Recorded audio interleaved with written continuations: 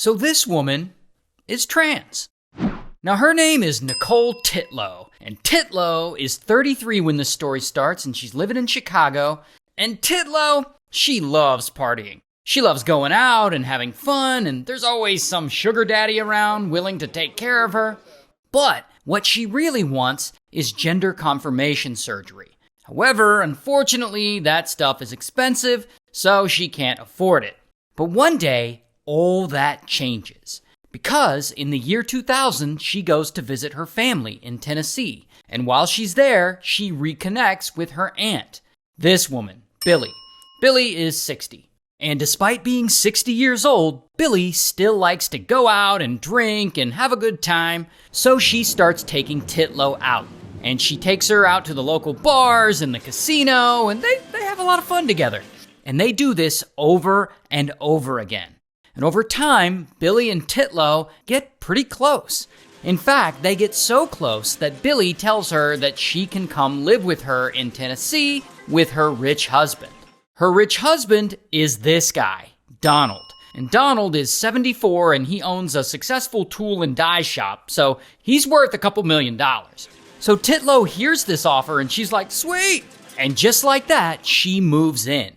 So now she's living in Tennessee.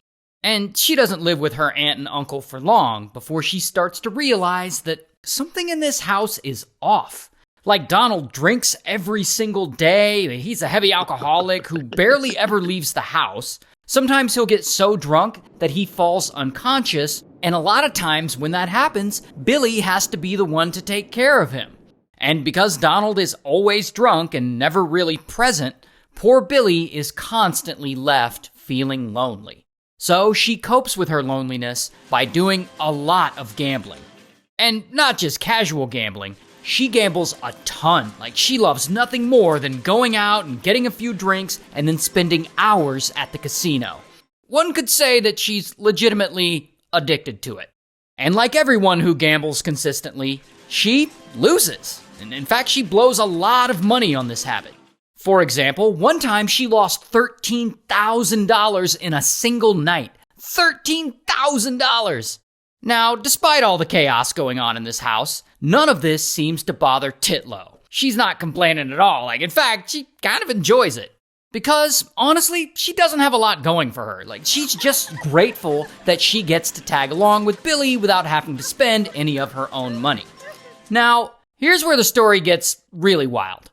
One night, Titlow and Billie, they're out, and they probably had a couple of drinks or something, and they start opening up to each other.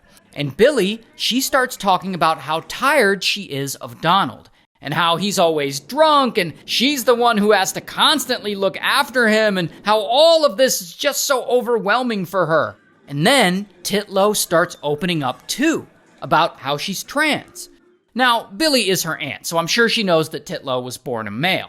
But what she doesn't know is that Titlow hasn't had the full bottom surgery yet. She's had breast implants, but she still has a dong, if you will.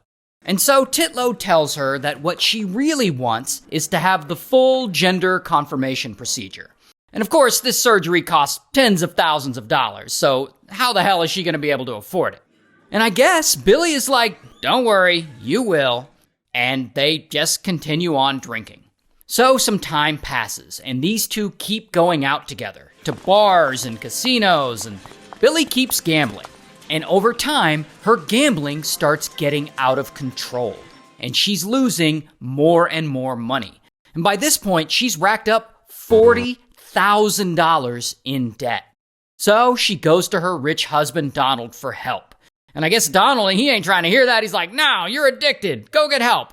And so they get into a huge argument, and Donald is super pissed off, and Billie is super pissed off, because she feels like she's been the one taking care of him every time he's drunk, and now that she needs help, he's gonna refuse?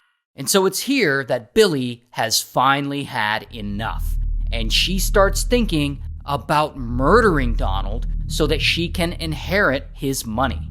And she's serious about this. She just needs to find the perfect time to do it. And one night, that perfect time comes. Because she and Titlow come home from the casino, and they find Donald's drunk ass passed out on the floor.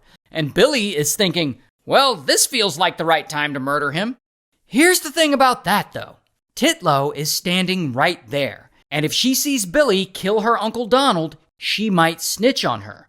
And so Billie decides to bring Titlow in on the plan. She offers her a deal. If she will help murder her husband, she will pay her $100,000, and then she can go get that surgery that she wants. And Titlow really wants that surgery, so she's like, all right.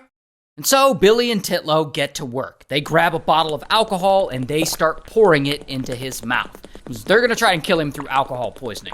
The problem with this is that Donald is so drunk that he can't get himself to swallow. So the alcohol just spills down the sides of his mouth. So that doesn't work, and now they need another plan. And that is when Billie just says, fuck it, and she grabs a nearby pillow and she starts smothering him with it. And this actually does work, and unfortunately, poor Donald doesn't survive this. So now they have to stage the scene. And they act like they just came home and found him on the floor like that, and Billie calls 911 and she pretends to be freaked out. And later, the police show up and they start investigating this death. But they don't actually find anything suspicious. I mean, it just seems like an alcoholic drank himself to death. Even the medical examiner examines Donald's body and concludes that he died from alcohol poisoning. So no one suspects Billie or Titlow of anything. Meanwhile, Billie inherits all of Donald's wealth and she pays Titlow the $100,000 that she promised her. And from here, the two go on living their lives, having just successfully gotten away with murder.